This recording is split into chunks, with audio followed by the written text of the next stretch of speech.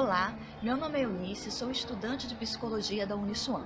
Estou aqui para falar um pouquinho do filme Nise, O Coração da Loucura. Mas antes, vamos falar um pouquinho da história dessa mulher que revolucionou a psiquiatria, que mudou completamente. Ela não se conformava com as regras que eram ditadas e assim ela escreveu uma nova história. Vamos lá? Ela se formou em 1931 na Faculdade de Medicina da Bahia. Foi a única mulher entre 157 homens da turma. Se casou com o sanitarista Mário Magalhães da Silveira. Após a morte de seus pais, ela foi morar no Rio de Janeiro e trabalhou como médica interna no Hospital da Praia Vermelha. As suas ideias revolucionárias, sua simpatia pelo comunismo não foi bem vista na época. Foi denunciada por uma enfermeira por ter livros marxistas na sua estante.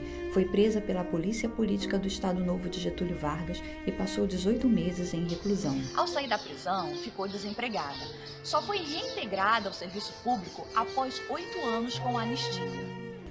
O filme começa em 1944, quando Nise passa a trabalhar no Hospital Pedro II, antigo Centro Psiquiátrico Nacional no Rio de Janeiro. Nesse hospital, Nise se depara com uma nova realidade que ela mesma declarou em depoimento. Durante esses anos todos que passei afastada, entrou em voga na psiquiatria uma série de tratamentos e medicamentos novos que antes não se usavam. Aquele miserável daquele português, Egas Muniz, que ganhou o prêmio Nobel, tinha inventado a lobotomia. Outras novidades eram o eletrochoque, o choque de insulina e o de cardiazol. Fui trabalhar numa enfermaria com um médico inteligente, mas que estava adaptado àquelas inovações. Então me disse, a senhora vai aprender as novas técnicas de tratamento. Vamos começar pelo eletrochoque. Paramos diante de uma cama de um doente que estava ali para tomar o eletrochoque. O psiquiatra apertou o botão e o homem entrou em convulsão. Ele então mandou levar aquele paciente para a enfermaria e pediu que trouxessem outro. Quando o novo paciente ficou pronto para a aplicação do choque, o médico me disse, aperte o botão. E eu respondi, não aperto. Aí começou a rebelde. Ela foi contra os tratamentos violentos utilizados na época, contra a lobotomia, que era uma técnica onde parte do cérebro era seccionada e o paciente ficava bobado, sem expressão, contra o eletrochoque e outras técnicas que resolviam o problema do convívio na sociedade, mas não tratavam o paciente. Também foi contra o isolamento, a segregação asilar e o clinicismo, que era uma corrente nascida na Alemanha no século XX, que dizia que o paciente tinha que ser tratado no leito, ele não podia ter atividade nenhuma. Toda essa rebeldia de Nise fez com que ela fosse colocada na parte menosprezada do hospital, que era a terapia ocupacional.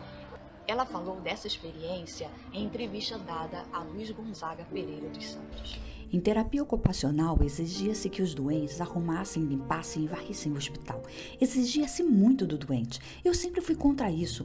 Quando assumi a direção da terapia ocupacional em 1944, mudei inteiramente essa situação. Criamos oficinas e nas oficinas os pacientes criavam com toda a liberdade. Pretendia que o paciente na terapia ocupacional tomasse conhecimento com a matéria e outra vez um paciente me mostrou que eu estava no caminho certo, quando certa vez me ofereceu um coração em madeira e no centro do coração um livro aberto. Quando me ofereceu isso, me disse, um livro é muito importante, a ciência é muito importante, mas se desprender do coração não vale nada. Tudo que eu sei de psiquiatria, aprendi com eles. O que poderia abalar a carreira profissional, Nise encarou como um desafio e assim fortaleceu a terapia ocupacional, transformando-a em um campo de pesquisa. Percebeu que as pinturas que no início eram rabiscos, aos poucos foram se tornando formas simétricas, mandalas harmoniosas que ela entendia, de acordo com a teoria de Jung, que denotavam uma intensa mobilização de forças autocurativas, compensando a desordem interna, e assim compartilhou com ele suas descobertas. De acordo com Bernardo Horta, Nise constata o que Jung afirmava.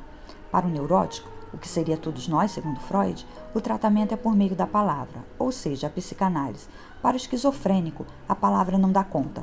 Para esse paciente, o tratamento deveria ser pela imagem. Com a ajuda de Jung, Nise concluiu que essas imagens espontâneas exprimiam sentimentos de pessoas que vivem em estados perigosos do ser. Elas davam voz aos conflitos internos que viviam. E com esses trabalhos foram organizadas 2 exposições internacionais e em 1952 foi inaugurado o Museu de Imagens do Inconsciente, no Rio de Janeiro. Além do trabalho com a arte, o filme mostra como Nise encorajou os pacientes psicóticos a conviverem com os gatos e cachorros. O resultado Foi uma admirável promoção de afetividade com os bichinhos, apesar de não ter sido visto com bons olhos pelos experientes médicos do hospital. O trabalho desenvolvido por Nise envolvia sentimentos, envolvia o coração e dessa forma consistiu em penetrar regiões misteriosas do ser que estão do outro lado do chamado mundo real. Nise apontou falhas na psiquiatria, contestou práticas e demonstrou soluções, dando novos contornos e sentido aos tratamentos e às relações entre psiquiatras e pacientes. Ela fez com que o paciente deixasse de ser visto pela sociedade apenas como uma ameaça e passasse a ser visto como ser humano. Nos deixou grandes lições.